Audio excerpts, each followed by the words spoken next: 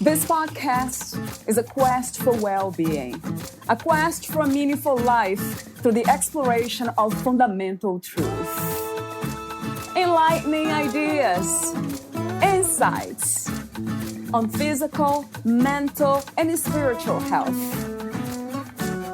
The inspiration is love. The aspiration is to awaken new ways of thinking that can lead us to a new way of being well. Welcome to Body, Mind, and Soul Healing Conversations.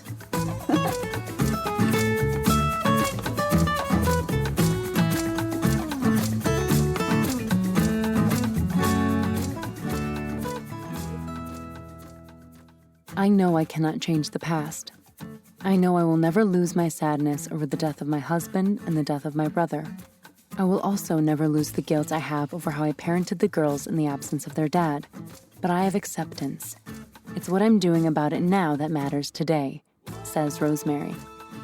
Valeria Teles interviews Rosemary Keevil, the author of The Art of Losing It, a memoir of grief and addiction. Rosemary Keevil is an author and a journalist who has worked for Canada's CTV network, CHUM Radio Network, the National Globe and Mail newspaper, Scarlett magazine, and TheThunderbird.ca.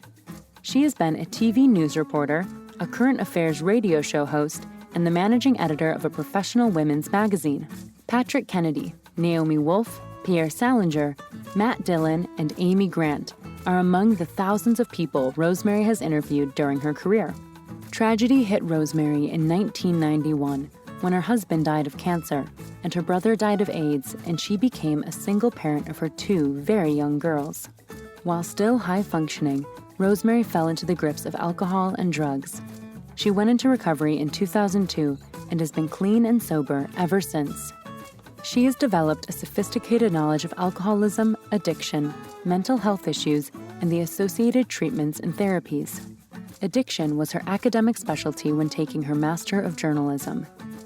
She received her master's degree from the University of British Columbia School of Journalism in Vancouver and has a Bachelor of Journalism from Carleton University in Ottawa, Canada, and a Bachelor of Arts from Queen's University in Kingston, Ontario. She lives in Whistler, British Columbia, Canada, with her partner and her sheepadoodle, and is a proud mother of two adult daughters who are both content in their chosen careers. Meet Rosemary at rosemarykeevil.com. Here is the interview with Rosemary Keevil.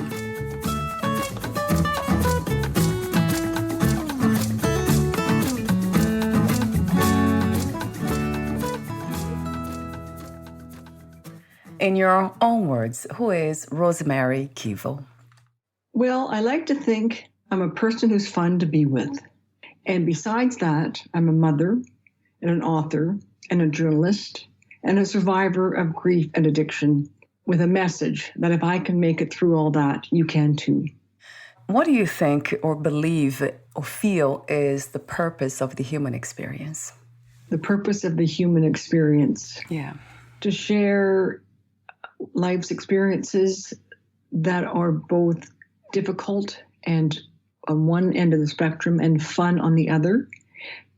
Sharing the difficult ones for me, hopefully, has meant that I am a resource for people to understand that if I can go through what I've been through, not just the grief, but the addiction, which is a serious disease, and be okay, then one can share that experience with me and be okay. And that life can be fun. It's not easy, but it can be fun. And it's not going to be fun all the time, but it can be fun. One can laugh in the face of sorrow.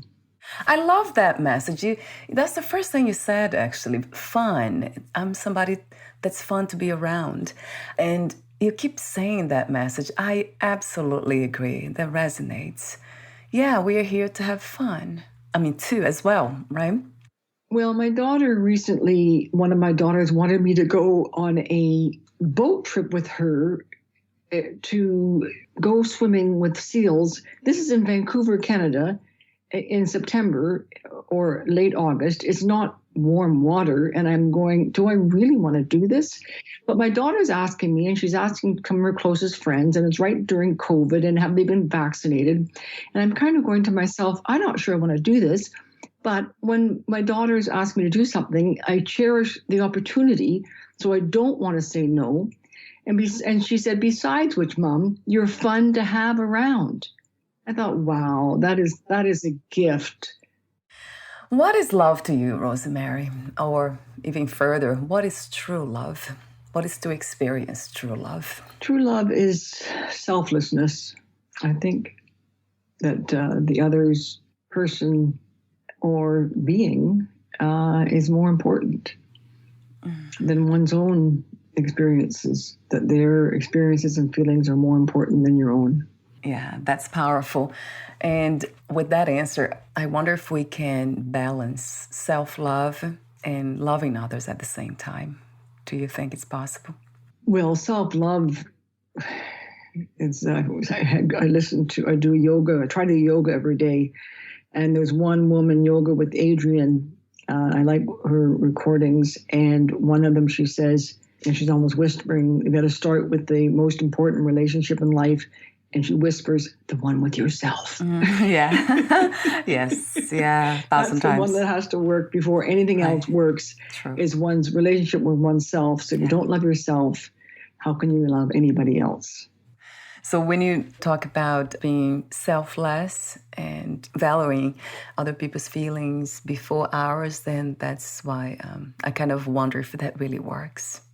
It sounds really beautiful and lovely, doesn't it? To just lose not the identity, but this grip on the self, that I am important, that I matter so much that I'm willing to discard other people's feelings and do what I want to do.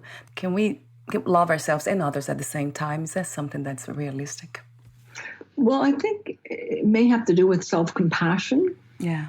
With recognizing when self-compassion is going to be a prerequisite to being any good to anybody else.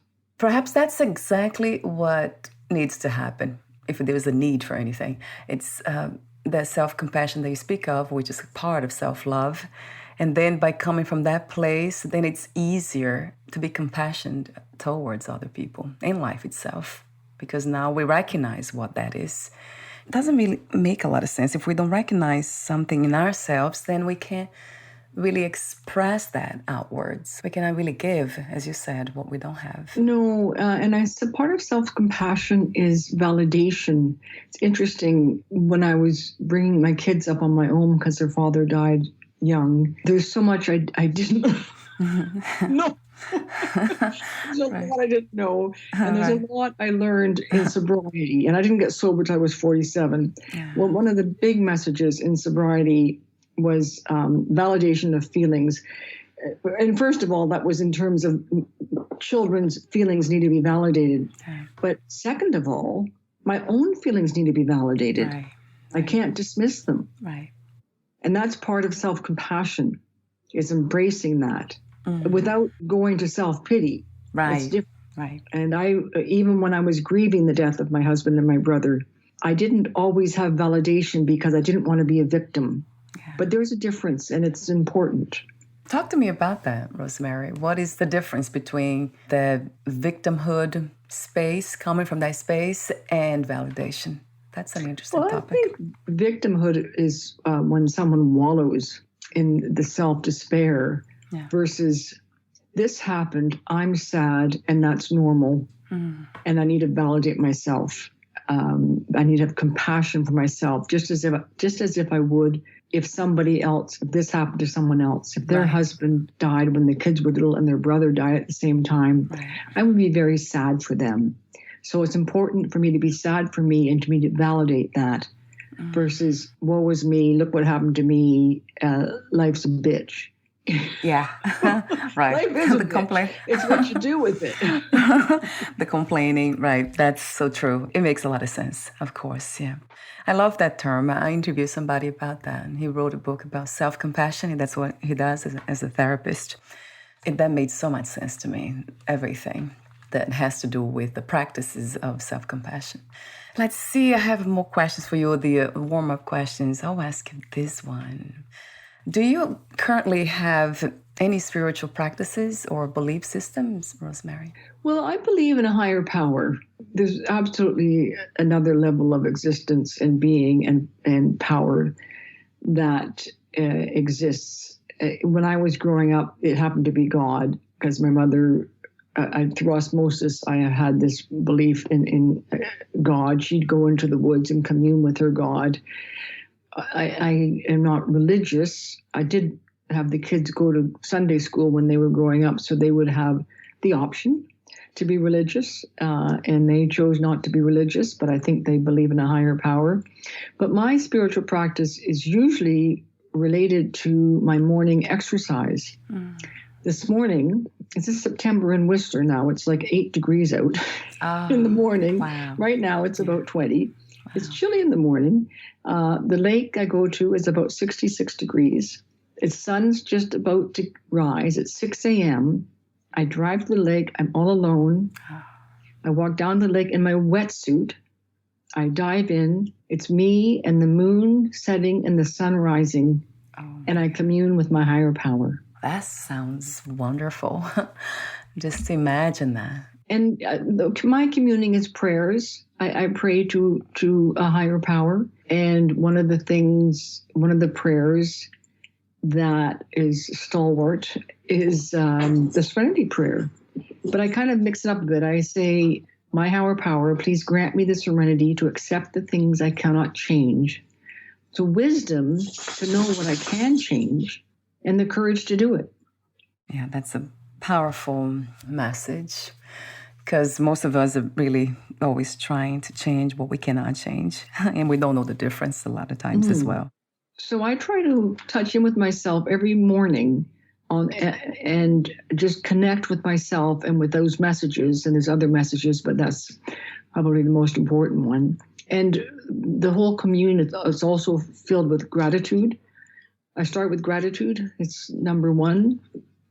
And then I request serenity and wisdom and courage. And there's all sorts of other things woven into that. But when I'm communing with my higher power, when I'm in the cold water with the moon setting and the sun rising over the mountains here, this is a mountain lake.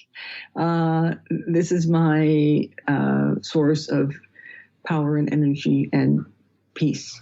A question just came to me about, I wanted to ask you, how do you visualize the higher power?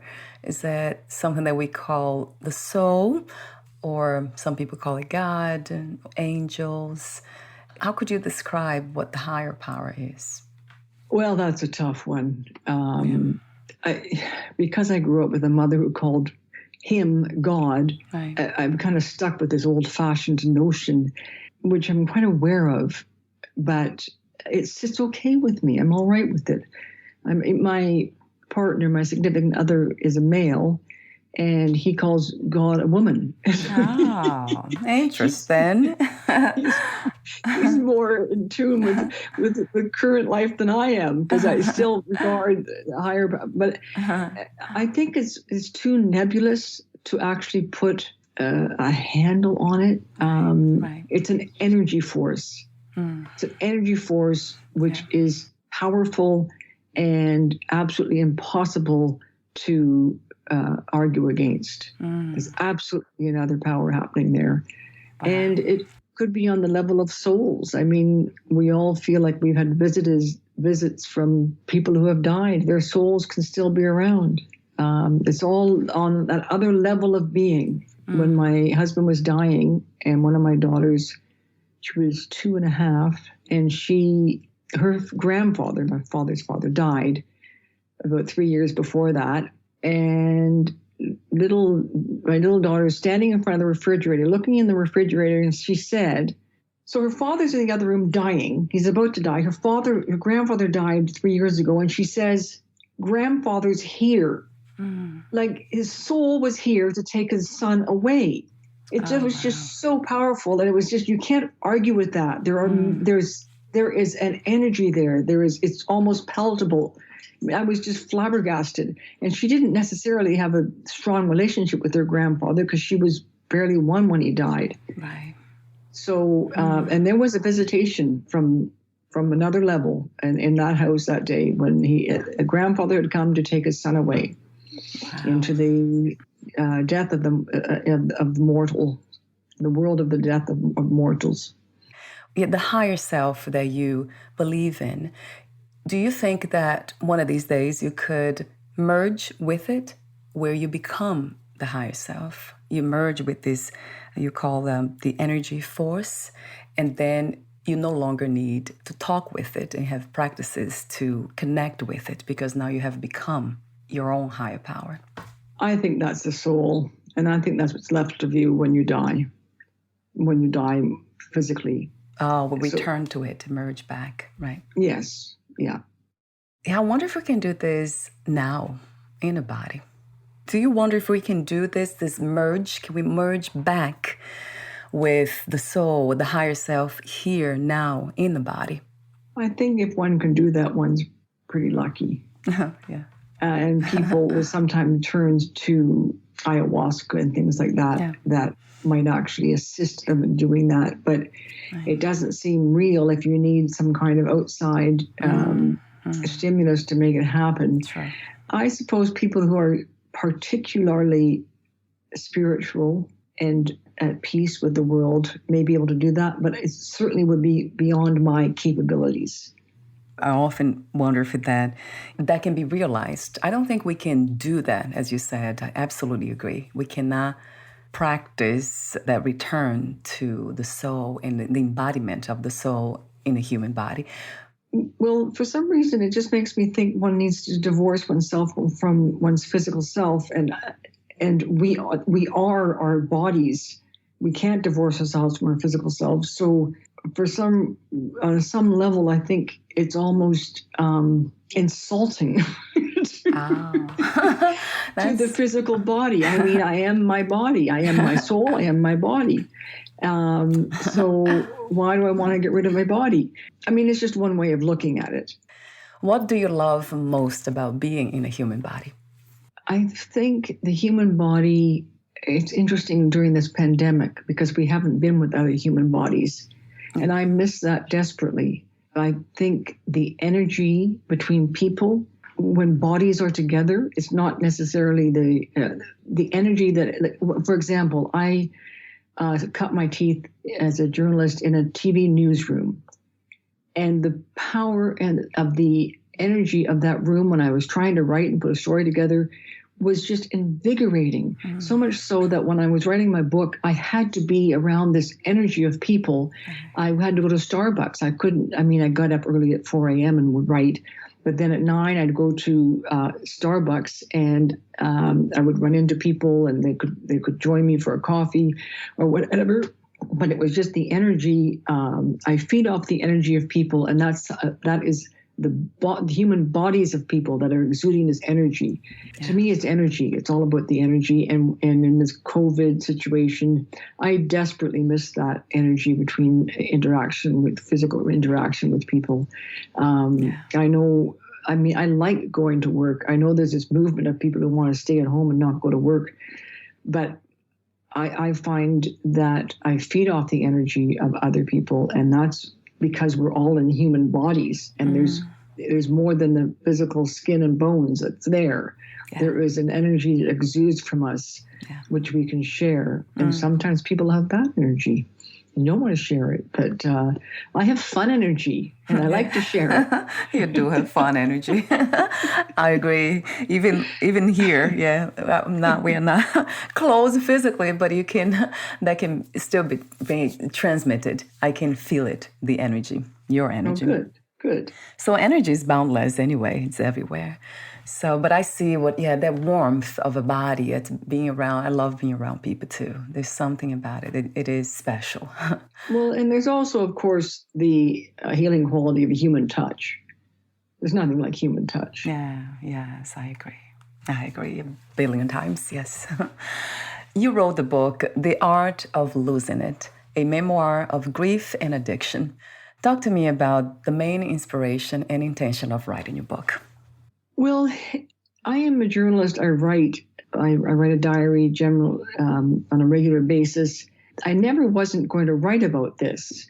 Even before I went into self-destruction and addiction, it was always something I was going to somehow write about. And so when I got down to doing it, it turned out to be a very, very therapeutic experience. And then it turned out to be something that with my hope that it would be a resource for people. And it's something, as it turns out, it has been a resource for people. So that initially wasn't the motivation, but it certainly did turn into the motivation. It's my hope that I can be a resource and help others. Yes, and that is certainly the case. I mean, sometimes we're not even aware of how many people we can touch, or we are touching, just by being ourselves and doing the things that we must do at that level, that deeper level. So I want to ask you another question about healing. What can you share about your healing process, Rosemary, without telling the story to the listeners? My personal healing process was kind of long and convoluted. I mean, in hindsight, I can give some wisdom. I don't think I did it very well at the time, but I mean, I've learned about healing and about struggles in life and how we can deal with it. I think number one is acceptance. And with healing for grief in particular, one needs to accept the fact that I am sad. I'm sad, and being sad is exhausting. I need to rest. I need to take care of myself. I need to know that it's okay to be tired. I need to have a breakdown if I need to have a breakdown. It's funny, when my husband and brother were dying, I would I'd have what I call mini breakdowns. I would have something happen that would cause me to get all upset or whatever. But there was an emergency. I needed to deal with the emergency. So I'd say, okay, save this for later on and have a breakdown at bedtime. So I was still, in hindsight, I had some wisdom. I knew I had to have a breakdown, but I was just going to save it for later. So that's the number one, was the acceptance of the sadness and the grief. And the other thing that is helpful, I think, for grieving in particular is professional therapy. I mean, there's a role for that, not for everybody, but certainly for me, there's a role for a professional therapist in terms of grieving. And in terms of addiction as well, I mean, acceptance is really, really important, to accept the shame and the guilt and just let that be and move forward. The second important thing for both grief and addiction is the only way past it is through it. With grief, you have to feel it. With addiction, well, you have to accept it, you have to feel it. With addiction, you have to accept it and you have to work your way through it. Understand why like I was numbing myself. I was numbing myself because I was sad and I had 2 little girls to bring up on my own. This is why I went into my self-destruction. And thirdly, okay, what are you going to do about it today? Okay, let's do the next right thing. These are all the messages that are answers to the question, which I've now forgotten. I gave such a long answer. About the healing journey. And with that in mind, I want to ask you another question. Do you believe that healing is an ongoing process? Or there is a moment in time where we can actually say that we are healed? I listened to the Kimberly Pittman-Schultz interview and I was interested in her answers to these types of questions because she's a professional in dealing with grief. And as she said, no, the healing never ends. I kind of equate it to when someone dies, some tragedy happens, there is a hole in the soul which is gaping and deep and so painful. And it's never going to go away. But with time and some professional help, perhaps, the edges of that gaping hole will soften a bit. The hole will get a little bit smaller. But you'll always have that hole. It's very profound. And we can never hope for it or for it to go away, because that's an impossible desire.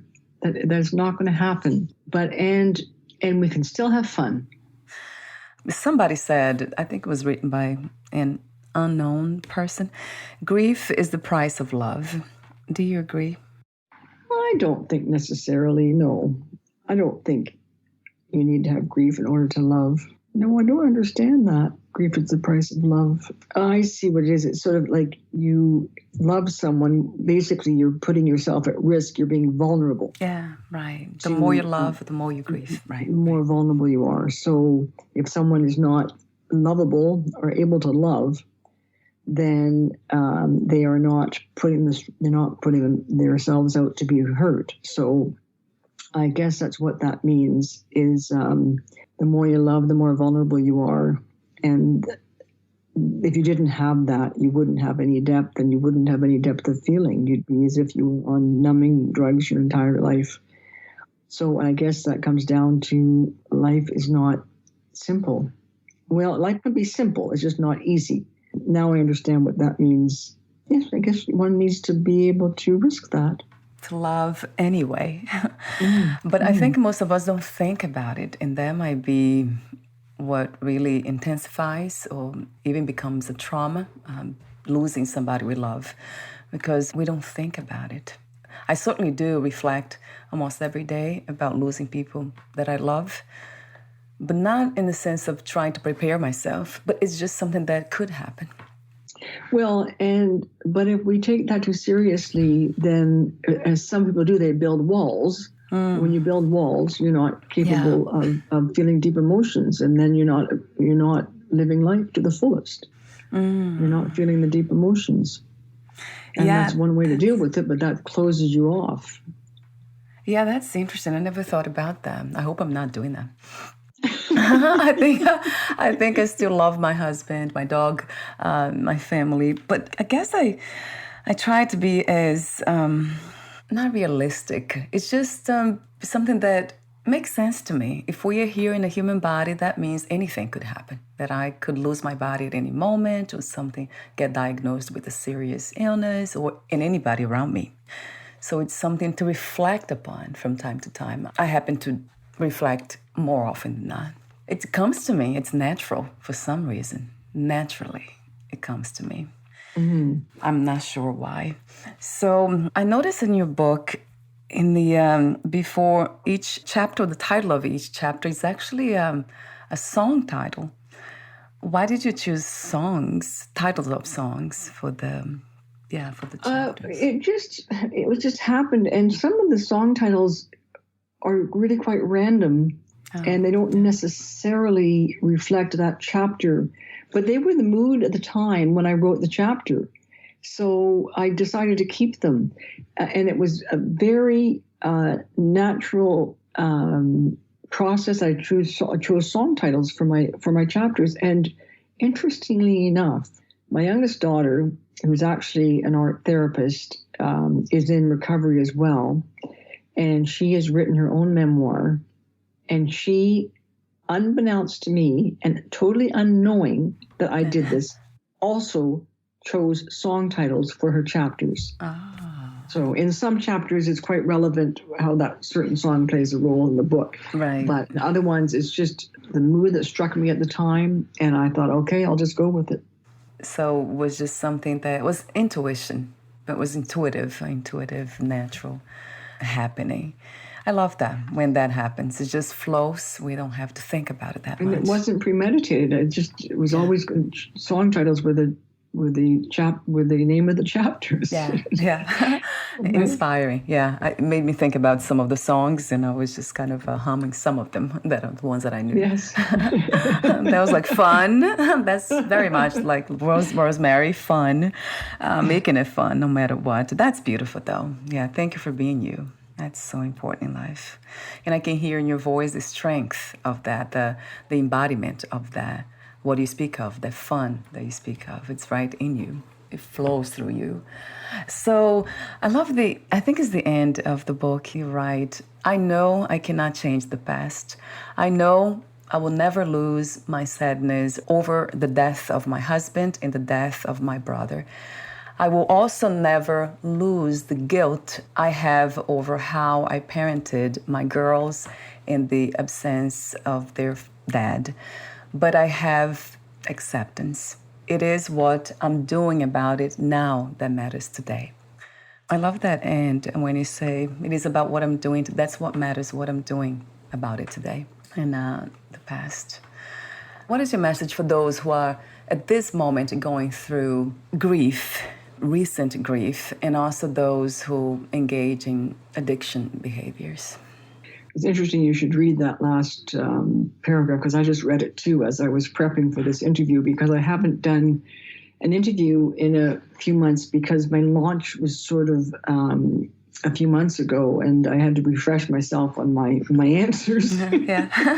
Right. And so I did my own research into you and into myself. I was researching myself. As a journalist, I research.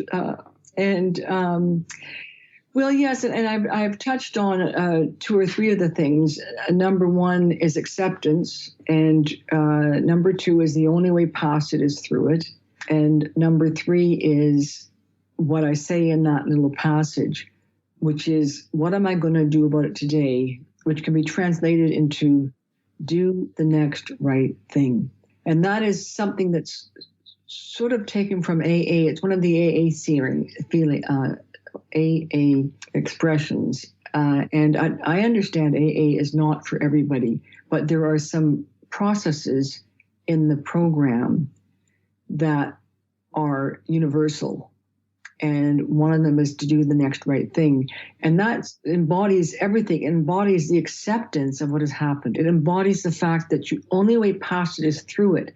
And with addiction, that means accepting the shame and the guilt and doing something about it, making amends to people you've harmed, including yourself, and building more positive coping mechanisms and trying to do the next right thing and not wallowing in what has happened in the past, which doesn't mean you can't validate yourself with feelings of sadness and self-compassion. But really, it's acceptance. It's the only way past it is through it. It's understanding that what I do now is what's important. As I said in the last sentence of the book, is what you just read. It's what I'm doing about it now that matters today. I have acceptance. So the big picture for me as a resource for people is that. That is the big picture message. And I've had people, I know one of your questions has been with a couple of your people that your interviewees has been, what's your definition of success? And I was thinking about that.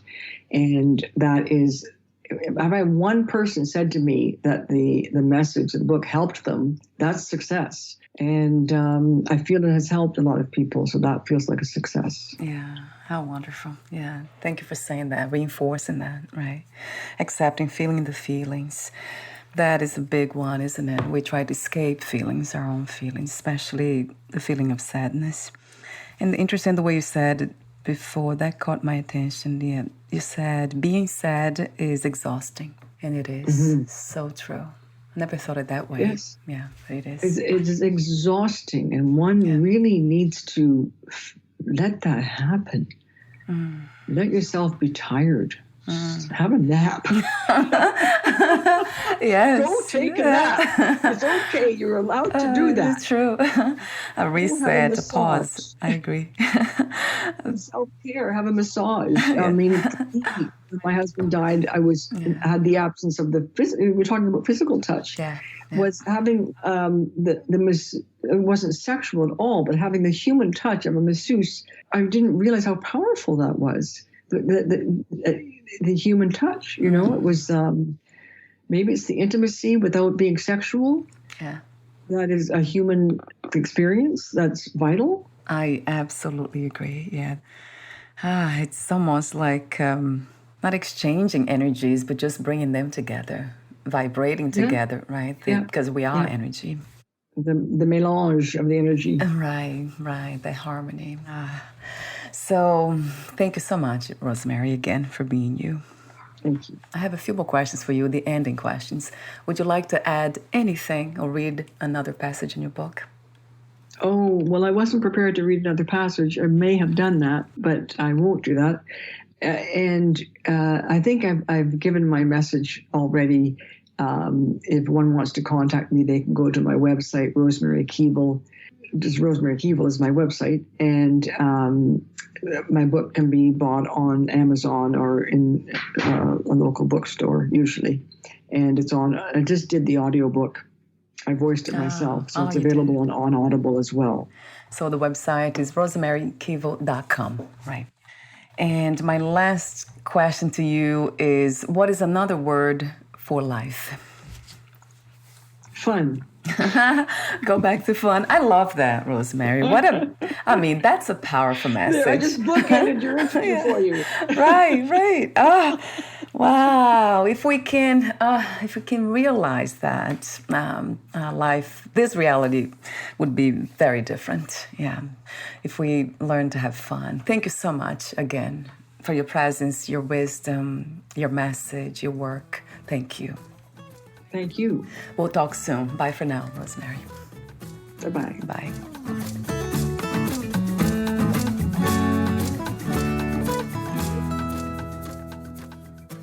Thank you for listening. To learn more about Rosemary Keevil and her work, please visit rosemarykeevil.com.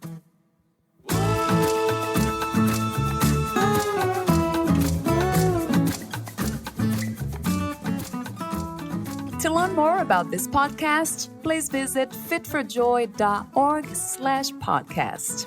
Thank you again for listening, and bye for now.